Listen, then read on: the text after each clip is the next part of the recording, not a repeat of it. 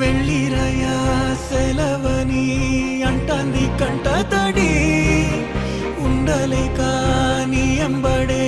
వస్తాంది గుండె సడి గురుదేవుడిక